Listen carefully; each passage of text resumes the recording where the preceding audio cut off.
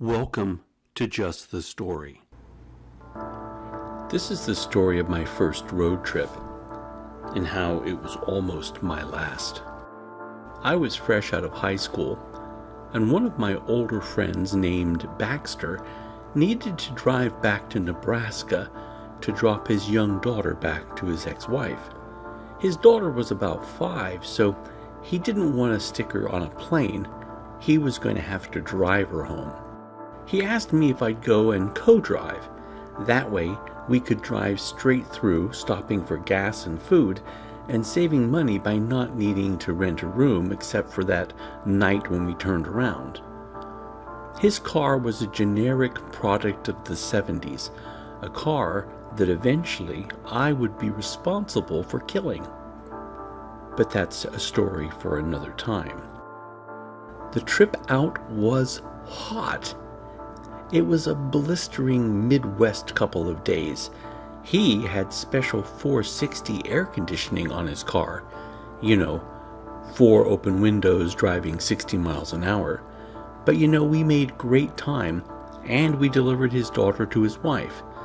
We did rent a room that night, and I stayed there and got some sleep while he and his ex figured things out. Later that day, we loaded up the car and headed back.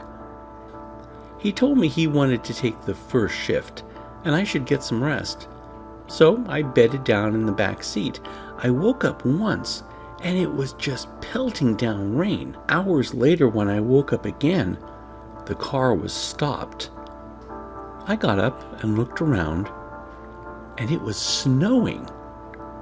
I was like, "What the heck?" Baxter shrugged. "Freak storm. Can you take over driving?" I said sure. The roads were clear, so I figured, what can go wrong? 2 hours later, my question was answered. The snow was still coming down. I noticed that there were fewer and fewer cars on the road. I started seeing closed off-ramps to the freeway we were on, and then I saw my first semi that had slid off the road. And then another, and then 2 more. I decided that it was time to get off the freeway, but I found that all of the off-ramps were closed. I thought about trying one anyway, but the snow had totally obliterated any hint of where the road was. I felt like the stories of fishing boats my grandfather told me about in the North Sea. They became top-heavy, their rigging clogged with ice. They got to the point where they couldn't turn around for fear of capsizing. So they went on and on till the last radio signal stopped as the last boat capsized. I felt that it was time to wake up Baxter. I showed him what had happened.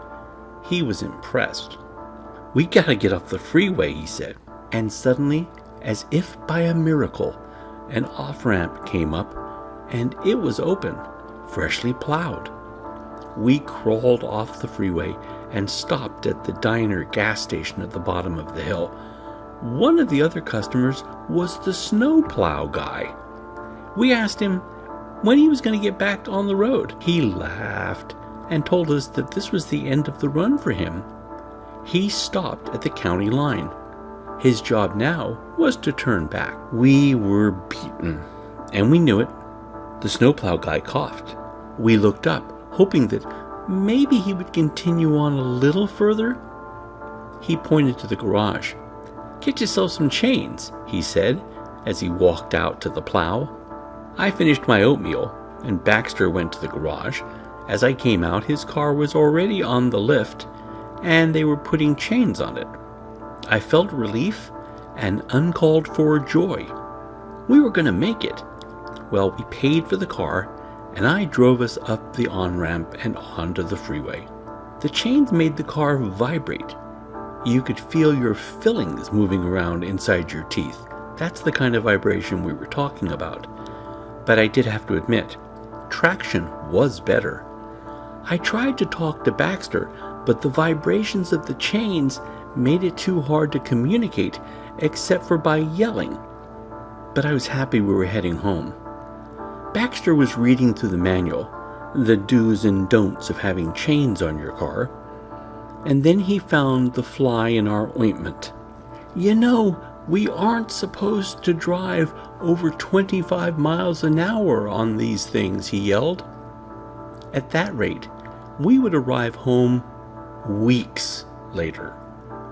Yelling back and forth, we decided we needed to get the chains off the wheels, but there was no place to pull over. So we stopped, in the middle of the freeway, in the middle of a blizzard, on the flattest part of the road we could find.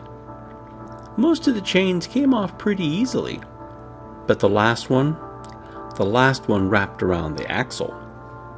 Baxter had to get under the car to free it. I kept watching for other vehicles. I imagined a truck coming along, hitting our car and running over Baxter. Baxter tried to put me at ease, saying, "What kind of idiot would be driving in this weather?" Well, I knew too. I was hoping there wasn't a third. But Baxter got the chains free, and we started again. Baxter sat in the passenger seat, shivering so hard he couldn't carry on a conversation. The car did drive smoother, but I could feel the tires slipping and sometimes sliding. I slowly drove, looking at the increased number of big rigs that had gone off the road. There were also large numbers of passenger vehicles. I wondered about those people. Were they doomed to live there? I forced myself to stare forward after that, watching the snow lazily fly towards me as I felt the tires slip and slide. Baxter woke up hours later. My hands had a death grip on the wheel, and my face was as close to the windscreen as I could get it. He asked me how things were going. I told him, I'm still getting a lot of slipping and sliding from lack of traction, and that snow falling was still a problem. He shook his head, and he told me that the snow had stopped. There was no snow. Matter of fact, there wasn't even any snow on the road anymore, or ice. But when I looked, I could still see it. And I could still feel the car sliding from time to time. We pulled off the road. He took over driving after that. And while I slept, I dreamt of snow falling. And I still do from time to time, even though that happened several decades ago. And that's just the story. Hi, I'm D.M. Fitzgerald. I'm the creator of Just the Story. If you enjoyed our program, please like and subscribe, because we have a ton of more content coming your way.